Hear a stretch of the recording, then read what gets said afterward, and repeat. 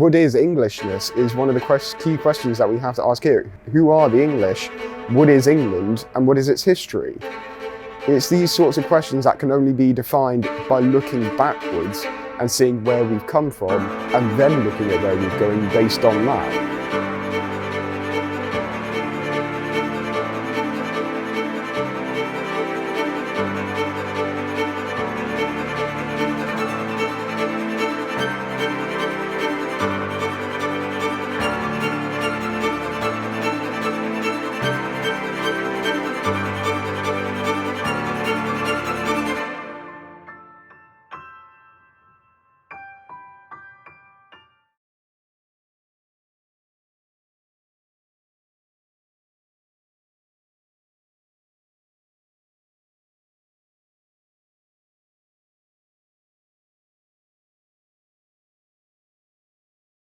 Hi, I'm Lucy, I'm 21 and I live in Suffolk and sometimes Birmingham because I'm a student at university here. I study English literature.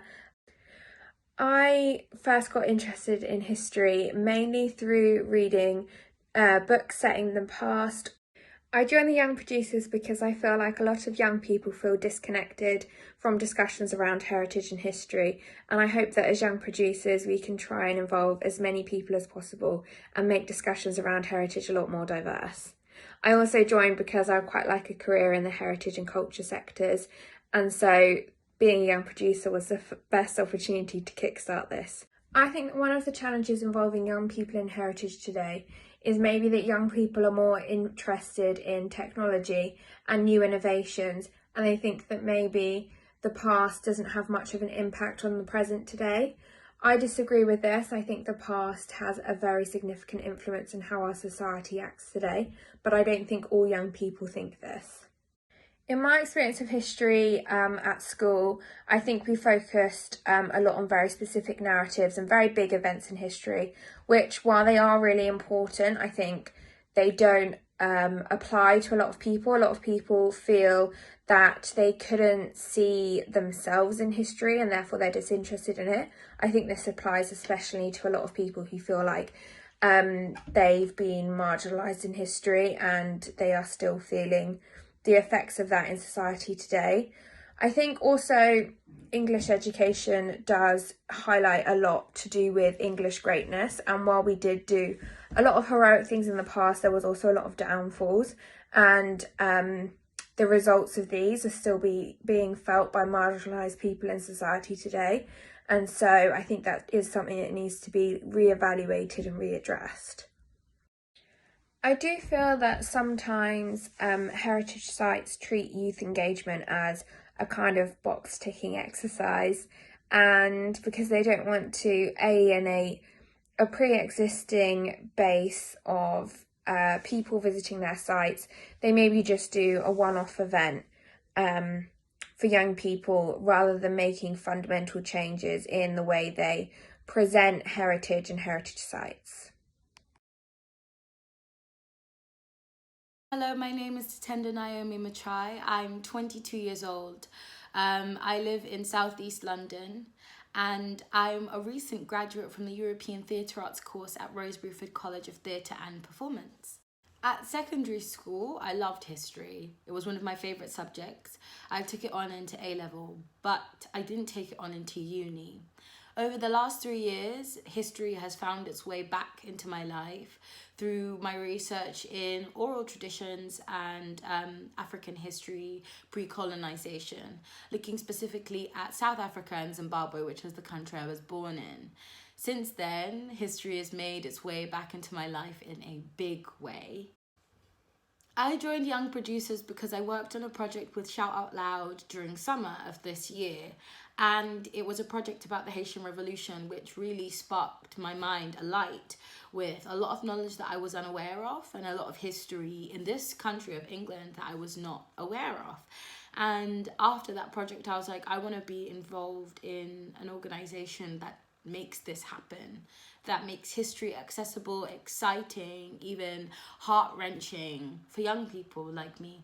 I think it's important for this generation to be involved in heritage, as recent events have shown us what a lack of knowledge of our inherited traumas and inherited stories can do. It leaves us longing for a root, uncertain of where we've come from and how we've got here. And I think that this generation is ready to deal with the good, the bad, the ugly of our history and stitch together a sense of self and nation through healing.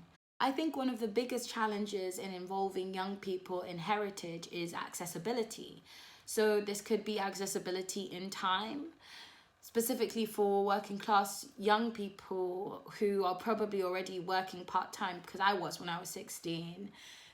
The ability to carve out free time to be exploring heritage without it paying is tricky.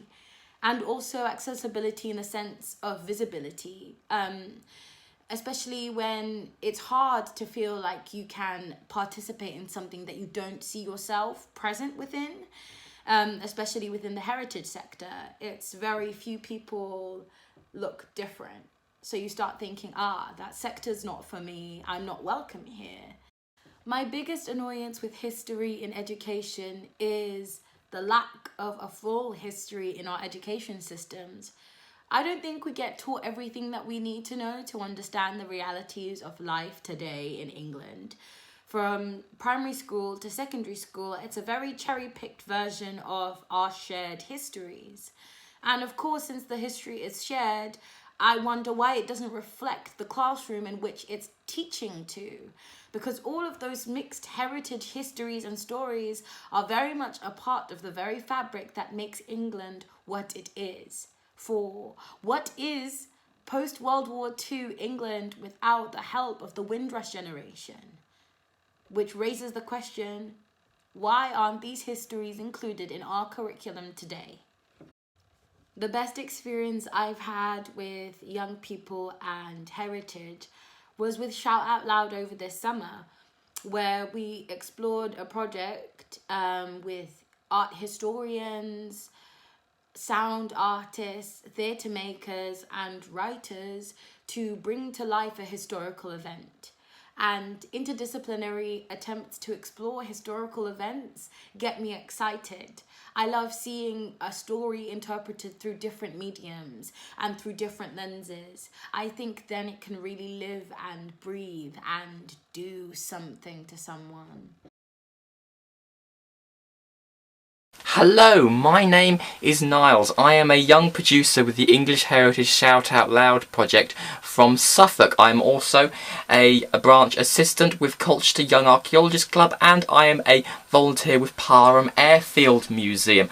I am very interested in history. I'm doing my A-levels at the moment. One of them is, of course, history, and I've been interested in history from a very young age.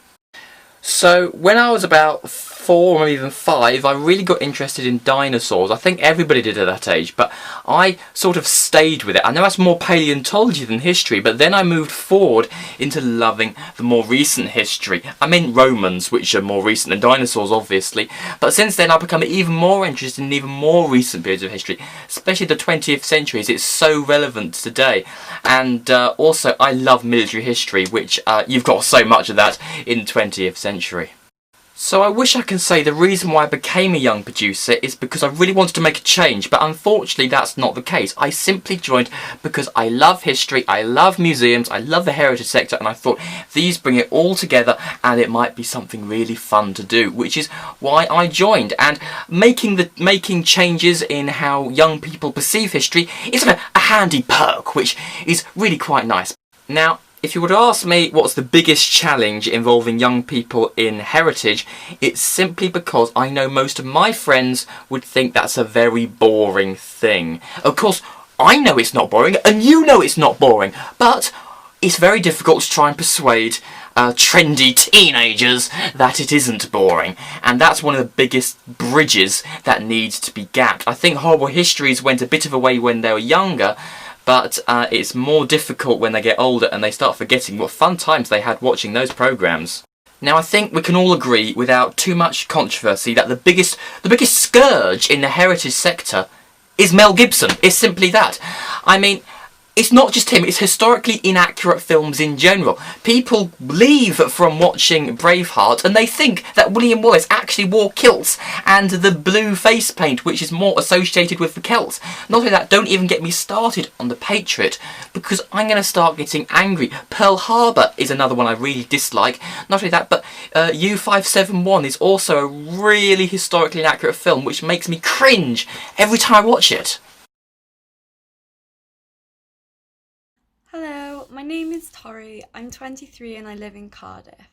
I'm currently doing a part-time Masters in History while also working at Tesco. I'm extremely interested in history, of course, literature and roller skating. I've always loved history and my interest continued to grow while I did my undergrad history degree. What I focus on always seems to fluctuate, from women's history to black civil rights to materiality in museums, and now mostly environmental history. I joined the Young Producers while still doing my undergrad because I wanted to broaden my knowledge in the museum and heritage sector. Once I found out more information about the scheme, I was really keen to join because I appreciated the goals that English Heritage had set for themselves by incorporating young producers. Heritage and untold histories are something that should be a shared public knowledge, not something that is reserved for the privileged few. Heritage is having a moment in the news or social media and in current political movements. So it's really vital for young people to have an involvement with heritage. For example, with the Black Lives Matter movement and Welsh and Scottish independence receiving a new surge of momentum, it's important for young people to recognise these histories in the built environment and also begin to notice how different this point of view of history is to what they might have learned in school. I get so frustrated with the ways that school curriculums teach history and heritage because they don't include anything that's interesting, fun, or relatable. It's all about drilling exams and luck of the draw with a good teacher. Recently, I've been so excited about British history being brought into public discourse. More and more than ever, I see people sharing information or videos on Twitter and Instagram concerning history. I've seen more news articles being posted and shared, and I've witnessed people who I know didn't take an interest in history in school wanting to open up a discussion about history or about heritage. For anyone debating youth engagement in heritage, I'd like to ask, how much different do you think your reaction to certain events, your understanding of a shared social history, or even your sense of belonging might be if you knew more about heritage while growing up, either a heritage that relates to you or relates to people who are different to you?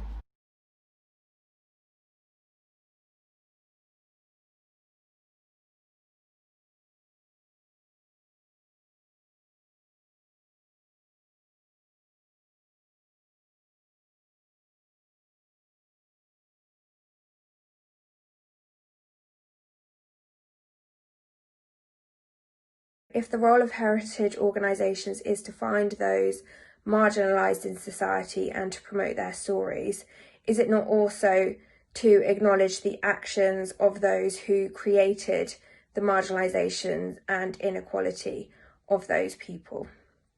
Do we condemn the people that created these circumstances due to their actions, or do we merely pass inequality off as a product of the times in which people lived?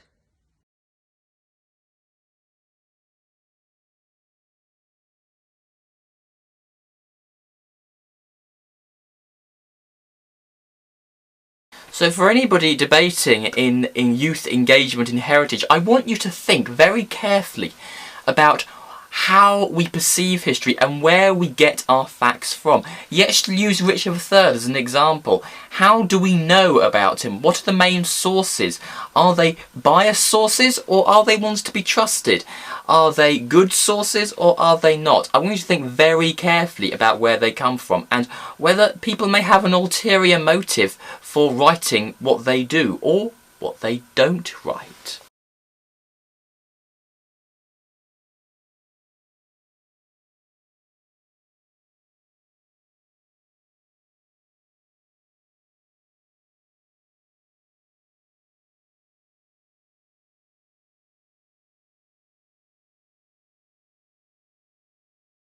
If you want to talk about youth engagement in the Heritage Chapter, then we must talk about youth engagement in history within education. Are we learning something that engages us in our classrooms? Is it representative of the people who are in the classrooms? Are we inspired by the histories that we hear? Or do they put us to sleep?